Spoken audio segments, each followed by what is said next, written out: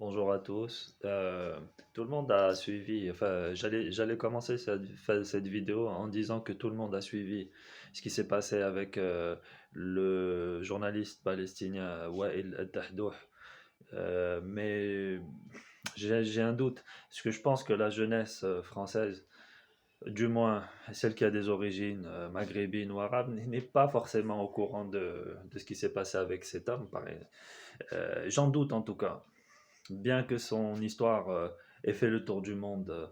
Mais en tout cas, bon, tout le monde, pour ceux qui ne connaissent pas cette histoire, donc c'est l'histoire de ce journaliste palestinien de Gaza, plus précisément, qui est, euh, à qui on a euh, à qui on a tué sa famille en entier, donc enfin une grande partie de sa famille. Donc dans un premier bombardement, sa femme, sa fille, euh, sa femme, sa fille Sham, son fils Mahmoud, son, euh, son petit-fils Adam, et bien d'autres membres de sa famille, ça c'est les plus connus, ont péri, donc du coup dans ce bombardement. Euh, Tout le monde a été étonné une première fois de sa force, puisque le lendemain, rappelons que qu'à Gaza, en moyenne, on dort 3 heures par nuit du fait des avions qui occupent le ciel en permanence, les avions d'observation, je ne sais pas comment on appelle ça en termes militaires, et qu'on manque de sommeil, pas de sommeil réparateur, et voilà, y a rien qui va, quoi. Le lendemain, cet homme a repris son micro et le lendemain de l'enterrement de sa famille. Rappelons aussi que lui a dirigé la prière mortuaire pour sa famille. Donc je disais avant l'interruption, donc qui a repris son micro parce qu'il sentait ce devoir-là de tenir informé le monde de ce qui se passait, de ce qui continue à se passer.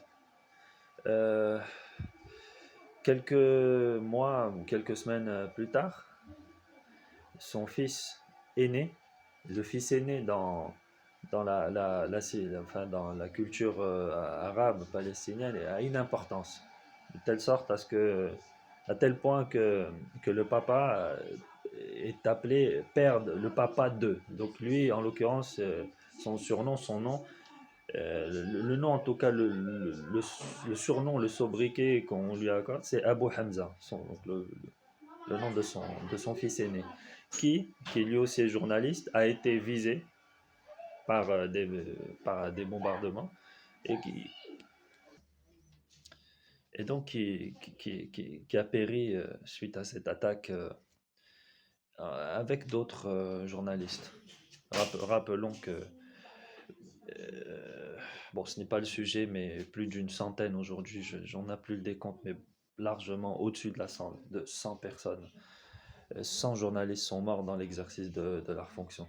Donc cet homme-là n'a n'a jamais prononcé un mot plus haut qu'un autre ou eu quelconque insulte ou quoi que ce soit envers ceux qui ont commis ces actes-là. Il s'est contenté de s'en remettre, alors pas de prosélytisme dans cette vidéo, mais simplement de s'en remettre au Dieu auquel il croit. Euh, et de rester mesuré dans ses paroles et voilà, de se projeter dans une vie euh, dans un au-delà, etc. Donc, euh, ce serait bien j'espère que la jeunesse d'origine, qui ont des origines arabes ou maghrébines, etc., connaissent ce monsieur-là qui est surnommé la montagne, parce qu'il est inébranlable. À chaque fois, il s'est tenu debout face aux caméras, il a dirigé les prières mortuaires sur son fils qui a été décédé, et qui a continué l'exercice de son activité, bon, jusqu'au jour où il a été obligé de rejoindre le Qatar parce qu'il est en train de perdre l'usage de son bras droit. Donc il a été contraint de quitter Gaza pour cette raison-là. Pourquoi, pourquoi j'ai intitulé le titre de cette vidéo Haaland versus Wael Dahdouh? Parce qu'autour de moi, les débats durant les années 2010, ça a été qui est le plus fort?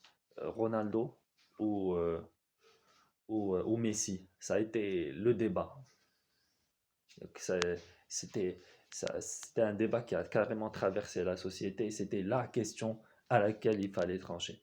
Comme si la valeur d'un homme se mesurait dans un rectangle sur un rectangle vert et sur ses prouesses et sur ses capacités sur un rectangle vert. Comme si la vie se résumait à un terrain dont les dimensions sont de 90 mètres fois 120 pour les plus grands terrains.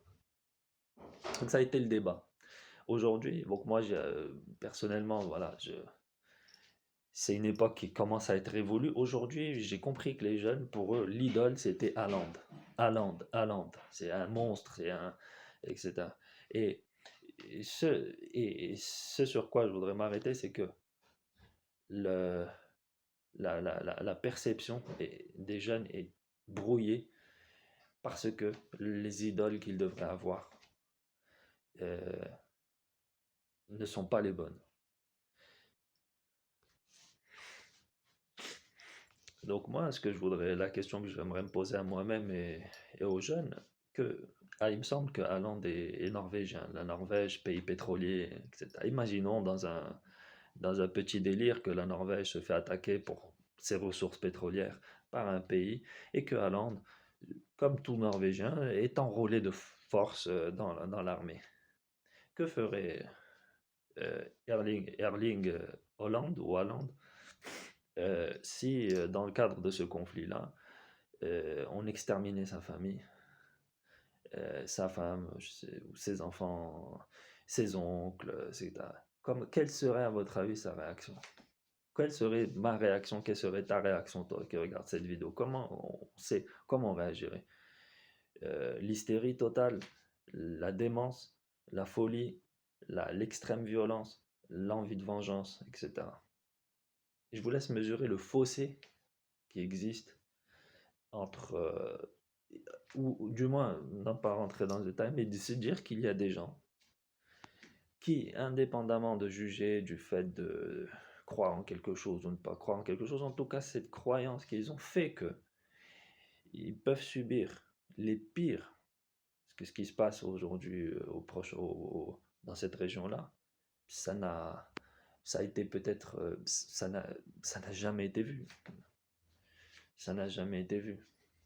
Et comment on peut en arriver à avoir des réactions aussi stables?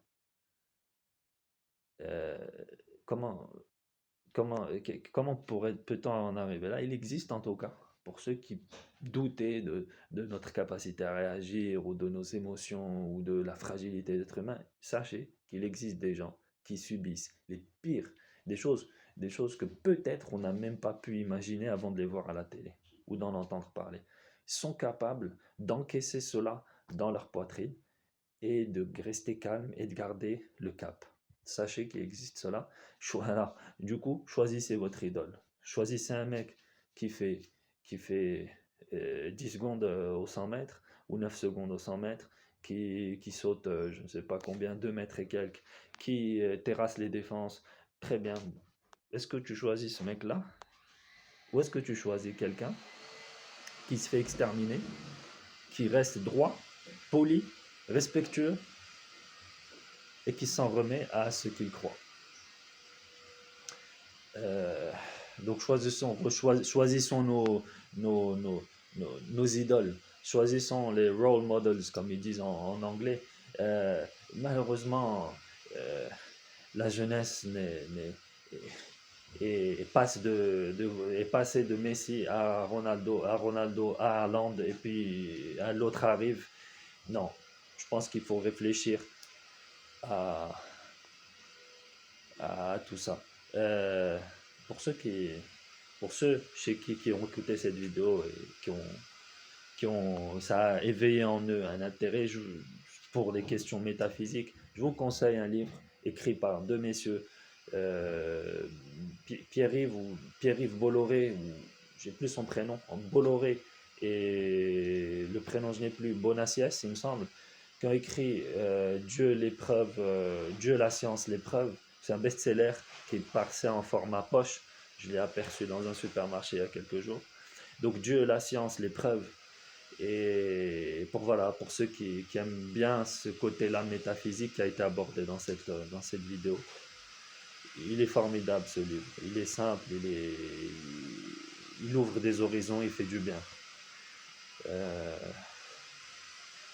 bon, on se dit peut-être à une prochaine vidéo si l'envie me prend et si on a des choses intéressantes à dire.